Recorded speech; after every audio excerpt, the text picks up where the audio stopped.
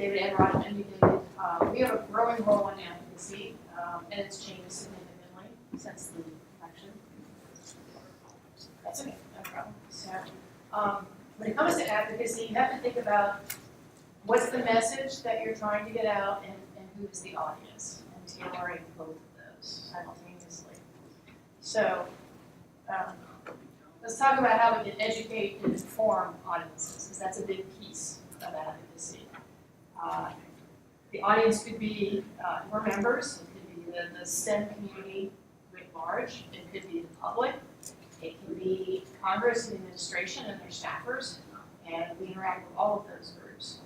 So at AAAS, we have a lot of new activities and a lot of continuing activities, and well, the new activities have resulted, since the election. So let me just highlight a few of them. We do so many things, I couldn't possibly list them all, but I'm going to talk about a couple in particular. So one of the things that AAAS has been doing for a long time is the budget analysis we do every year for the federal budget on research and development. And it's been done for a long time, it's been published, it's a resource. In fact, being a former Fed myself, in my agency, we can go and read that. This is a better way to understand our own budget than to read our own budget documents, okay? So what we have done, though, is made it totally interactive. It used to be just a report. So I know you can't read all of that, but we now have a dashboard. You can drill down. This is an example looking at the Department of Energy. You can look at what, now it's probably out of date. I made this slide a while ago. You can look at the administration's request. You can look at the House has passed the budget. The Senate just passed the budget, too. So there'll be a conference and decisions. But you can follow that along. You can look at it over time if you're interested in again, the Department of Energy, say the Office of Science, and how it's been funded, past years, et cetera. So you can go drill down and find out a lot about the funding that's available in the science areas that concern you. Since the election, we have taken on a new initiative called the Force for Science, and we have created a new website. So in addition to our usual AAAS.org site, we have the forceforscience.org. You can get to it right from our website. It's like right down there, okay? And this is a place that talks just primarily about all of our advocacy efforts, right? It's available to the public, but it certainly is geared towards our membership. On that website, you'll find a new advocacy toolkit that we just launched in the last few months. This is a guide for members of how to become more involved in their local communities. Again, something that we haven't actually practiced in the past. AAAS has often been worried or concerned about issues at the sort of the federal level and not as much at the local level, and that's changing.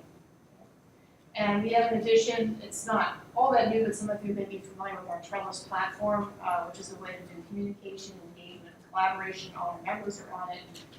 It's free, it's open to everybody right now. We have a lot of groups on that, and that's a place where we have a lot of advocacy discussions going on, and you can join any of them at any time. You can share documents, you can share when events are happening, etc. So those are some of the new things that we're doing in terms of educating and informing various audiences. Some of the things we've been doing historically are a weekly policy alert. So every week we put together a newsletter on what's happening on the Hill and Congress that's of interest. And it's actually still an email. I should have mentioned that we are trying different communication channels, so it's not just flooding your inboxes with email. We're very active in social media as well. We have a lot of things besides Trellis. We're very active on Twitter. We're very active in Facebook and other Reddit, Ask Me Anything sessions. So we're trying all sorts of communication channels to reach people, especially our younger demographic. So the weekly policy alert is still going strong. If you want to find out what's going on in Washington that might affect science, science policy, and policy may require science to inform it. Obviously, we still continue to publish our journal, our flagship journal, Science, and we have guest editorials in there all the time. And the news section up front, the science news section, is a tremendous resource to help educate and inform people. And we have a lot of special issues that are devoted to special topics that also bring particular understanding to certain issues. We have a very active Office of Government Relations that works closely with Hill staffers and is up there a lot, talking and briefing them and getting information that we can use to help organize generally our affiliate societies. We'll talk about that in a minute, how we work with them. And in addition, we continue to put out educational resources. There's a suite of resources on climate education, a document we published about 2 or 3 years ago called What We Know, which was the status of all the research that at that time around climate change to help dispel notions that there was disagreement on some of these issues. And another aspect of advocacy is mobilizing, okay? So you probably recognize this if you were in Washington on April 22nd. It was a drizzly day, but that's the March for Science. Of course, there were many satellite marches all around the United States and the world. AAAS, not the organizer or initiator of this at all. The March for Science group is independent, but we signed up very early to be supporters, and we gathered a lot of other scientific societies, including their CEOs, to work with the March for Science organizers to work on refining the message. We provided a public relations firm to help with that.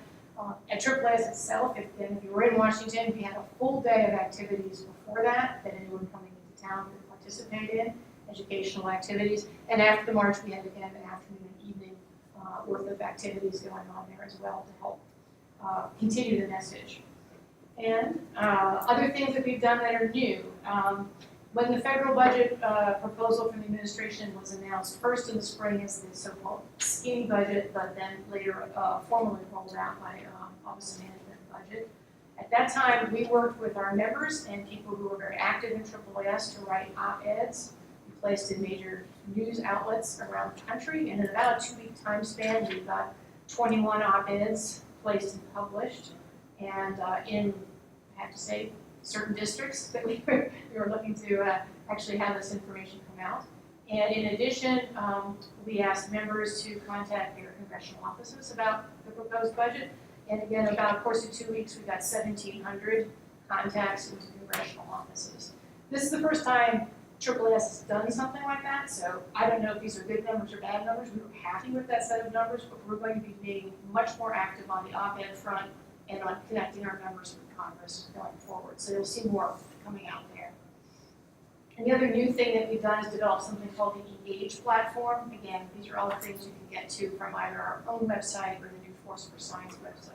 So a lot of federal agencies have comment periods about policies or practices or procedures that they want public input on, and it's often not well known enough. So it's an opportunity that we give to all our members to go in through the Engage platform to submit comments to federal agencies about this. And it's not just federal agencies, it can be things like Office of Science and Technology policy also has comment periods.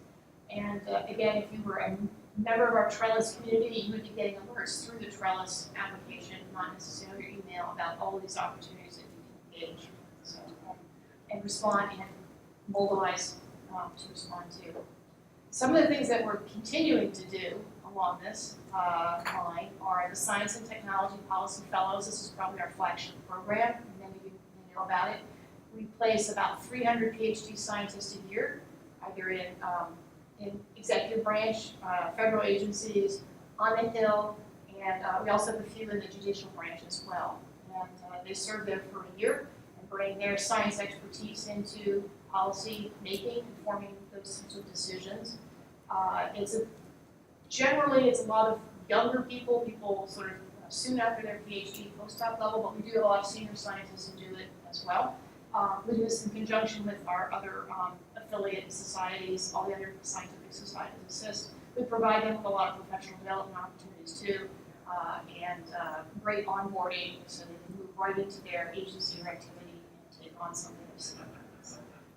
Another thing that we do that we're still continuing to do is the Mass Media Science and Engineering Fellows.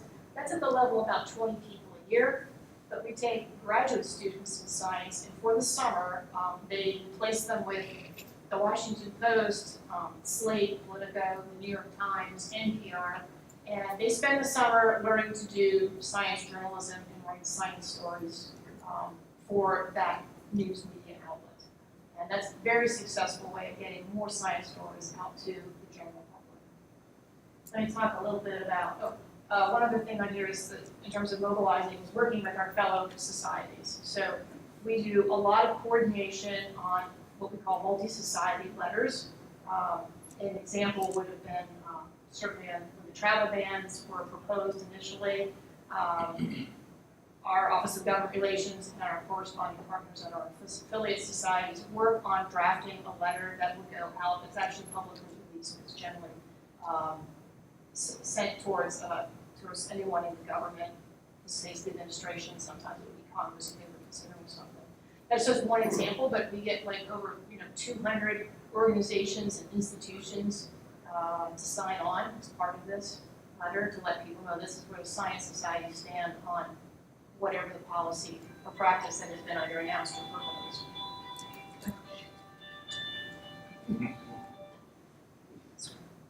Okay.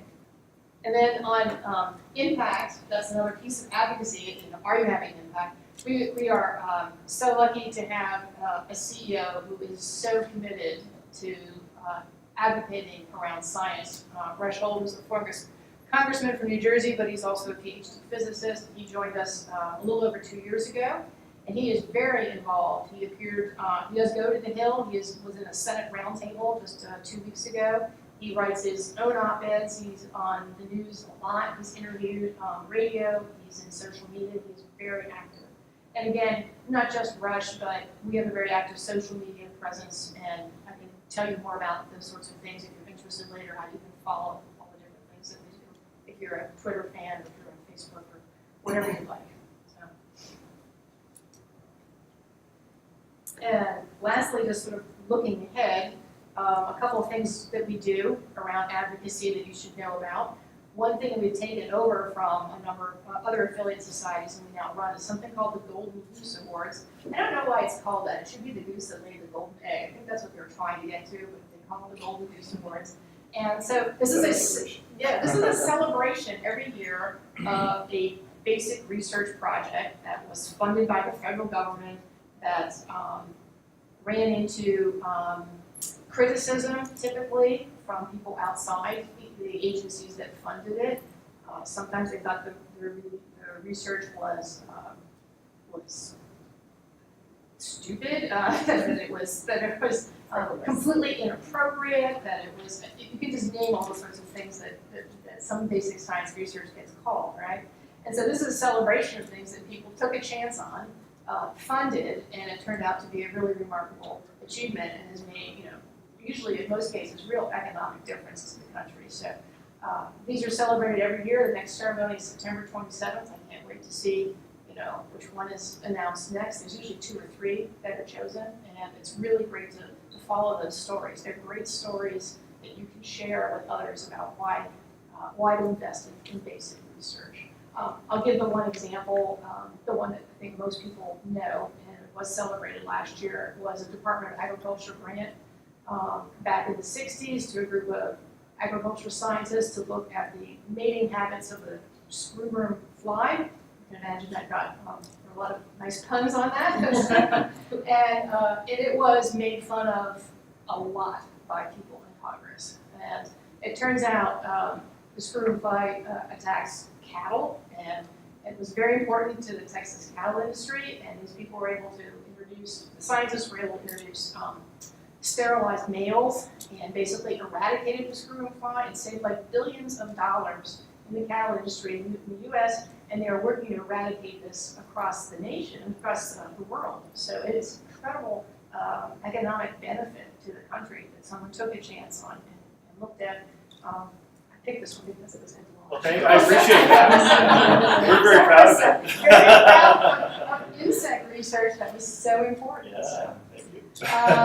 Okay. Also, looking ahead, there are any number of bills and even laws passed or executive orders that are coming out almost daily, tweeted regularly, and we are very active in responding to all of them.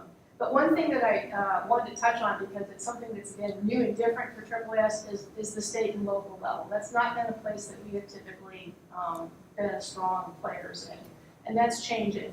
So one example is the new Florida education bill. If you're aware of it, this has been passed, and anyone who objects to anything being taught in a Florida school can have a hearing with the local school board. You don't have to be a parent of a child there.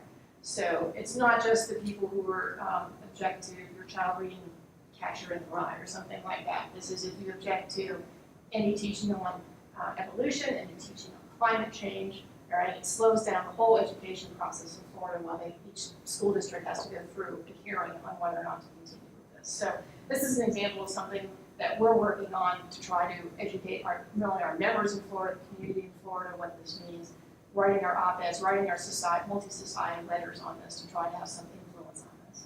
And then lastly, we're doing a lot of thinking internally, and I don't have anything to say about it yet, on grassroots advocacy that we really want to help people get started on. And so we will be rolling out something by the end of the year. I don't really know all the full details of what it will be, but it's, again, something that has been brought to us as important to our members, something that we want to do, and things, again, that we didn't think we had to do. But the appearance and the respect for science in our country has really changed dramatically, and perhaps actually it's been changing all along, but I think the change with the election has really brought home the fact that people are listening to fake news. They don't understand how science works. They don't understand facts. They don't understand how science is a partner at the table in informing effective policy making. So with that, I'll end and happy to answer questions as we go into the discussion. Thank you, Celeste.